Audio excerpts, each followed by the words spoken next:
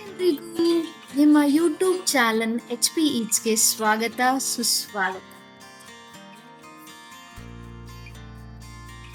ಇವತ್ತಿನ ಅಡಿಗೆ ಏನಂದ್ರೆ ಹಿತ್ಕಿದ ಅವರೆಕಾಳು ಸಾರು. ಇದು ಮಾಡೋದು ಹೇಗೆ ಅಂತ ನೋಡೋಣ ಬನ್ನಿ.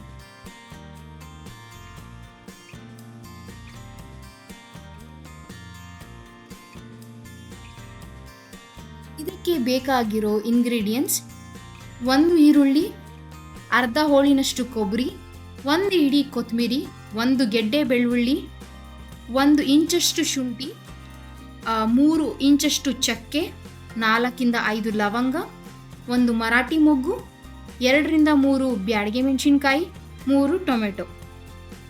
ನಾಟಿ ಟೊಮೆಟೊ ತೊಗೊಂಡ್ರೆ ಚೆನ್ನಾಗಿ ಟೇಸ್ಟ್ ಬರುತ್ತೆ. ಇದನ್ನು ಫಸ್ಟ್ ನಾವು ಹುರ್ಕೊಬೇಕು. ಅದಕ್ಕೆ ನಾವು 1 ಸ್ಪೂನಿಂದ 2 ಸ್ಪೂನಷ್ಟು ಎಣ್ಣೆ ಹಾಕೊಳ್ಳಿ.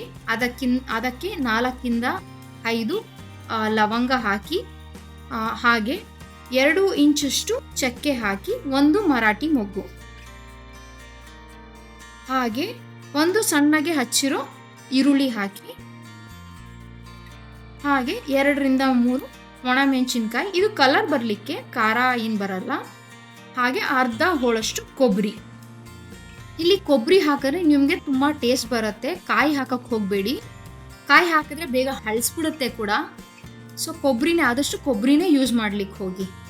ಇವಾಗ ನೀವು ನೋಡ್ಬೋದು, ಇವಾಗ ಚೆನ್ನಾಗಿ ಸ್ವಲ್ಪ ಫ್ರೈ ಆಗಿದೆ, ಸ್ವಲ್ಪ ಬ್ರೌನ್ ಆಗಿದೆ.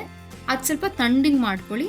ಅದ ನಂತರ ಮಿಕ್ಸಿ ಜಾರ್ಗೆ ಹುರಿದಿರೋದು ಹಾಕಿ, 1 ಗೆಡ್ಡೆಯಷ್ಟು ಬೆಳ್ಳುಳ್ಳಿ, ಹಾಗೆ 1 ಇಂಚಷ್ಟು ಶುಂಠಿ ಹಾಕಿ ಚೆನ್ನಾಗಿ ಗ್ರೈಂಡ್ ಮಾಡ್ಕೊಳ್ಳಿ. ಇಲ್ಲಿ ನೀವು 1 ರಿಂದ 2 ಸ್ಪೂನಷ್ಟು ನೀರು ಹಾಕ್ಕೊಳ್ಳಿ. ಅದು ಚೆನ್ನಾಗಿ ನುಣ್ಣಕ್ಕೆ ಪೇಸ್ಟ್ ಆಗೋಷ್ಟು. ಹಾಗೆ ನಾನು 2 ರಿಂದ ಇಲ್ಲಿ 3 ಟೊಮೆಟೊ ತೊಗೊಂಡಿದ್ದೀನಿ. ನಾನು ನಾಟಿ ಟೊಮೆಟೊ, ಚೆನ್ನಾಗಿ ಟೇಸ್ಟ್ ಬರುತ್ತೆ. ಇವಾಗ ನೀವು ನೋಡ್ಬೋದು, ಚೆನ್ನಾಗಿ ಕಾಣಿಸ್ತಾ ಇದೆ, ಫುಲ್ ಪೇಸ್ಟ್ ಆಗಿದೆ. ಇವಾಗ ನಾನು 1 ಹಿಡಿಯಷ್ಟು ಕೊತ್ತಂಬರಿ ಕೊನೆಯಲ್ಲಿ ಹಾಕ್ತಾ ಇದ್ದೀನಿ. ಹಾಕ್ಕೊಂಡು 2 ರಿಂದ 3 ಪಲ್ಸ್ ಮೋಡಲ್ಲಿ ಹಾಕ್ಕೊತಾ ಇದ್ದೀನಿ. ಇವಾಗ ನೋಡಿದ್ರೆ ನೀವು ಪೇಸ್ಟು ಚೆನ್ನಾಗಿ ಮಸಾಲೆ ಫುಲ್ ಕ್ಲೀನಾಗಿ ಪೇಸ್ಟ್ ಆಗಿದೆ ನೋಡಿ. ಈ ಥರ ಬರಬೇಕು ಕನ್ಸಿಸ್ಟೆನ್ಸಿ. ಇಷ್ಟು ಬಂದಾದಮೇಲೆ ನಮ್ಮ ನೆಕ್ಸ್ಟ್ ಏನು ಮಾಡೋದು ಅಂದರೆ, ನಾನಿಲ್ಲಿ ಒಂದು ಕುಕ್ಕರಲ್ಲಿ 2 ರಿಂದ 3 ಸ್ಪೂನಷ್ಟು ಎಣ್ಣೆ ಹಾಕ್ಕೊತಾ ಇದ್ದೀನಿ. ಆದಷ್ಟು ಕಳೆಕಾಯಿ ಎಣ್ಣೆ ಯೂಸ್ ಮಾಡಿ, ಇದರಿಂದ ತುಂಬ ರುಚಿ ಬರುತ್ತೆ. ಇದಕ್ಕೆ 1 ಸಣ್ಣಗೆ ಹಚ್ಚಿರೋ ಈರುಳ್ಳಿ ಚೆನ್ನಾಗಿ ಅದು ಫ್ರೈ ಮಾಡಿ 1 ನಿಮಿಷದ ಕಾಲ ಸಾಕು.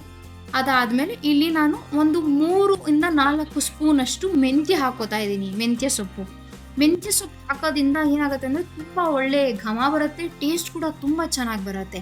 ಹಾಗೆ ಇಲ್ಲಿ ನಾನು 2 ಸ್ಪೂನಷ್ಟು ಖಾರದ ಪುಡಿ ಹಾಕೋತಾ ಇದ್ದೀನಿ.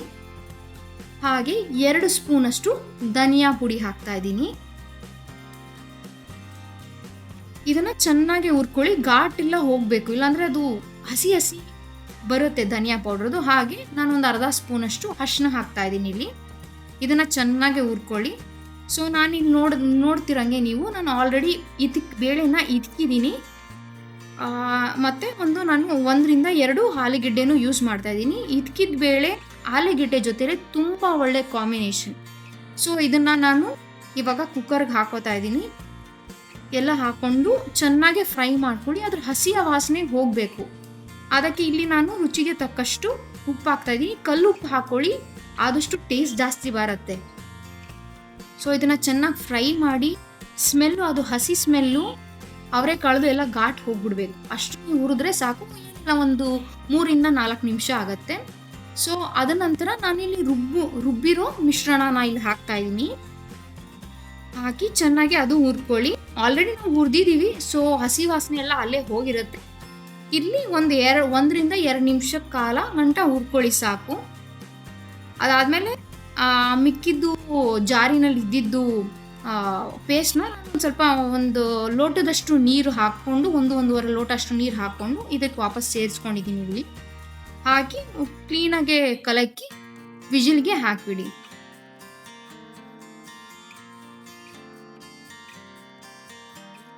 ನಾನಿಲ್ಲಿ 1 ವಿಜಿಲ್ ತಗೊಂಡಿದ್ದೀನಿ. ಜಾಸ್ತಿ ವಿಜಿಲ್ ಕೊಡೋಕೆ ಹೋದರೆ ಇದ್ಕಿದ ಬೇಳೆ ಮೆತ್ತಗೆ ಹಾಕ್ಬಿಡುತ್ತೆ, ಆವಾಗ ತಿನ್ನೋ ರುಚಿನೇ ಇರಲ್ಲ. ಆದಷ್ಟು ನೀವು ಒಂದೇ ವಿಜಿಲ್ಗೆ ನಿಲ್ಲಿಸ್ಕೊಳ್ಳಿ.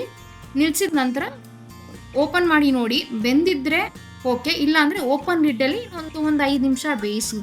ಸೊ ಹಸಿ ವಾಸನೆ ಇನ್ನೇನಾರ ಇದ್ದರೆ ಅದು ಕೂಡ ಹೋಗುತ್ತೆ. ಸೊ ನೋಡಿ, ಇಕ್ಕಿದ ಅವರೆಬೇಳೆ ಸಾಂಬಾರ್ ರೆಡಿ ಇದೆ. ಇದಕ್ಕೆ ನೀವು ಅನ್ನದ ಜೊತೆ, ಇಲ್ಲ ಪೂರಿ ಜೊತೆ, ಇಲ್ಲ ಚಪಾತಿ, ಇಲ್ಲ ದೋಸೆ, ಇಡ್ಲಿ, ಇಲ್ಲ ಮುದ್ದೆ ಕೂಡ ಒಳ್ಳೆ ಕಾಂಬಿನೇಷನ್ ಅನಿಸುತ್ತೆ. ತಿಂದು ನೋಡಿ, ಹಾಗೆ ಟೇಸ್ಟ್ ಹೇಗಿತ್ತು ಅಂತ ಹೇಳಿ.